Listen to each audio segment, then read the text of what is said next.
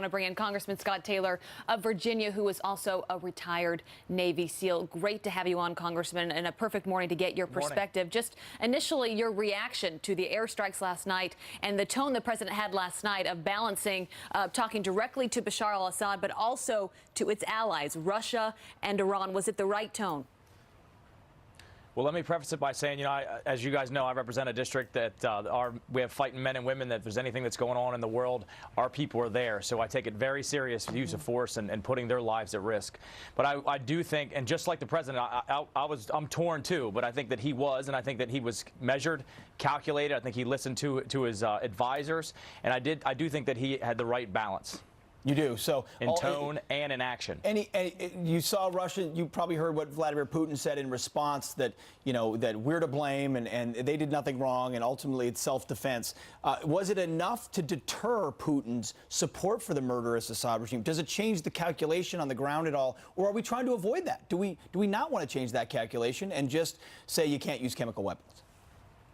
Fundamentally, I don't think it changes the calculation. I think it does have a deterrence effect, of course. Yes, Putin's going to say that's all of our fault, but the reality is their failure to uphold their end of the bargain is regrettable, predictable, and they have to be held accountable in terms of not bringing out all the chemical weapons there. And this president has drew a red line, and he's been very clear that we will not stand for this. The world won't stand for it. The world was watching last time. They're watching this time. Putin certainly was watching, and I think they hit fast, they hit hard, and I think it was calculated. Well, Congressman, some of your colleagues in Congress were also watching, and we want to play you a quick clip of some of your colleagues talking about whether or not the president had the right to do what he did. Striking Syria at this point would be illegal without congressional authorization. In no way should he conduct this, because this certainly would be an illegal strike, and it would be very dangerous and tragic if this happens. We must do all we can to prevent Syria from using chemical weapons and prevent an unhinged president or a hinged president from taking us to war in the Middle East without a plan. Congressman Taylor, your reaction.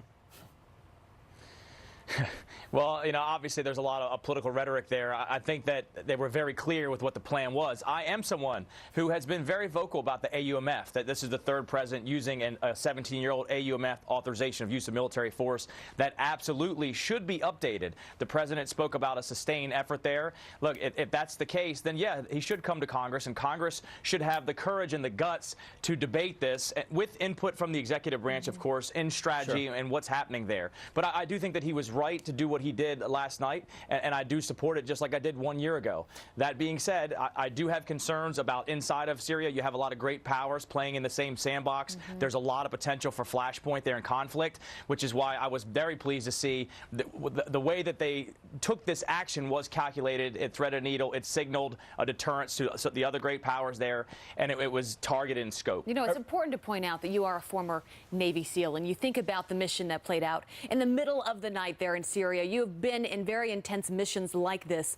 What is your message to the men and women that served last night, but just to our military in general with all of the conflicts that we face today?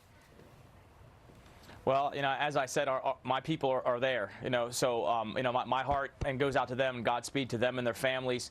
They need to, listen, trust their chain of command, trust their superiors, trust their training, and the men and the women on their left and the right.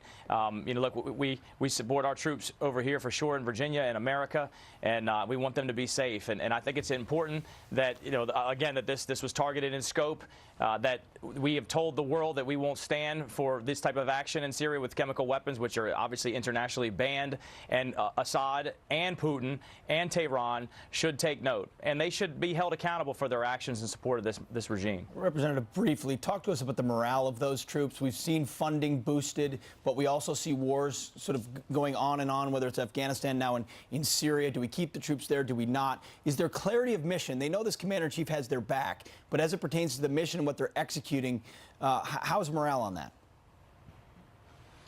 Well, morale's better now, but morale was low with sequestration, and part of that is our fault in Congress, right? You have congressmen and women who are like, rah, rah, we support the troops, but yet Congress, with the sequestration and continuing resolutions, has really hurt the warfighter, and we've really hurt their training and readiness and maintenance, and deployment schedules have been extended, which hurts our families.